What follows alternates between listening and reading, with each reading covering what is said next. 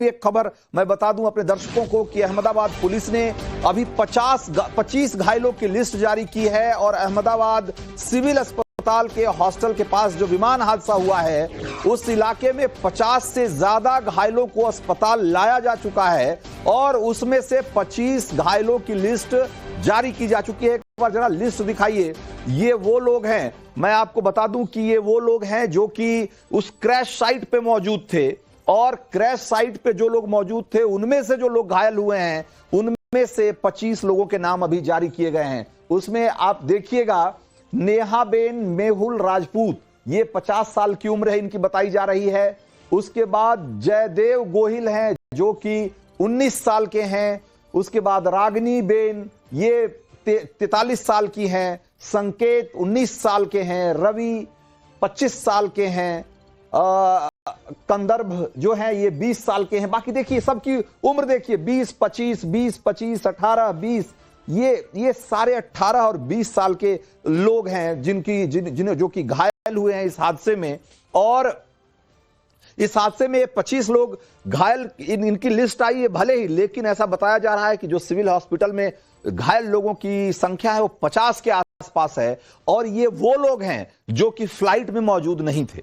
ये वो लोग हैं जो कि उस क्रैश साइट के आसपास थे, जैसे कि उस हॉस्पिटल के मेस में होंगे या हॉस्टल में होंगे या जो आसपास की बिल्डिंग है, इमारतें हैं, जो 3-4 बिल्डिंगें वहां एक साथ एक कतार में दिख रही है, वो उन बिल्डिंगों में और उसके आसपास के जो सड़क और इलाके में मौजूद लोग होंगे जिनको जो कि इस हादसे में घायल हुए हैं, जख्मी हुए हैं। और ये इसलिए इतनी बड़ी संख्या में लोग इसमें जख्मी हुए, घायल हुए और उसमें से ज्यादातर लोगों को बर्न इंजरी बताई जा रही है। और बर्न इंजरी इसलिए है क्योंकि जब विमान जमीन से टकराया तो इतना बड़ा धमाका हुआ और आग का इतना बड़ा गोला और धुएं का इतना बड़ा गुबार उठा कि आप ये सोचिए कि उसके 100 मीटर के दायरे में जो कोई भी होगा उसको बहुत सीरियस बर्न इंजरी हुई होगी, इसमें कोई दो मत नहीं है। जो लोग बिल्डिंग के भीतर होंगे वो हो सकता है कि उनको कोई दूसरी तरह की इंजरी से, जो डायरेक्ट कांटेक्ट में नहीं आए होंगे फ्लेम के, वो तो बचे होंगे, लेकिन जो खुले में होंगे उस 100-200 मीटर के दायरे में उनके लिए बहुत ही मुश्किल स्थिति रही होगी। और ये 50 लोग इसमें जख्मी हुए हैं, जिसमें से 25 के नाम पुलिस ने भी जारी किए हैं।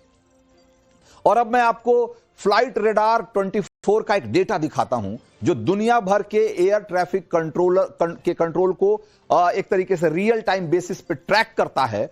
और उसमें हादसे से पहले तक विमान का क्या टेक्निकल डेटा दिख रहा है वो एक बार दिखाते हैं और उसके बाद एक्सपर्ट के पास चलेंगे और उसको समझने की कोशिश करेंगे।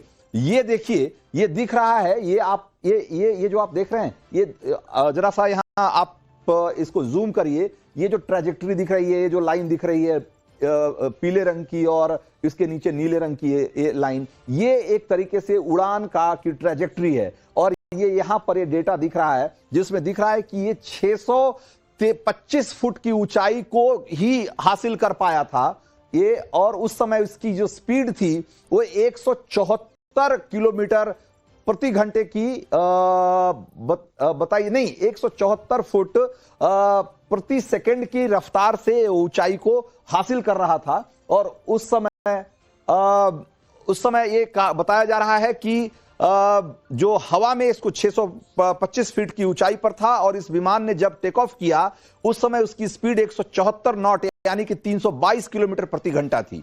और टेक ऑफ के बाद वो 896 फुट प्रति मिनट की रफ्तार से हवा में ऊपर उठ रहा था और उसी समय यह हादसा हुआ। यानी कि आप देखिए कि ये 1000 मीटर भी एक तरीके से ये की ऊंचाई नहीं हासिल कर पाया था। उसके पहले ही इसकी एक बार ये नीचे आने लग गया और इसके पहले की बहुत कुछ किया जा सकता। ये प्लेन जो है वो जमीन से टकराता है और उसके बाद सब कुछ खत्म हो जाता है।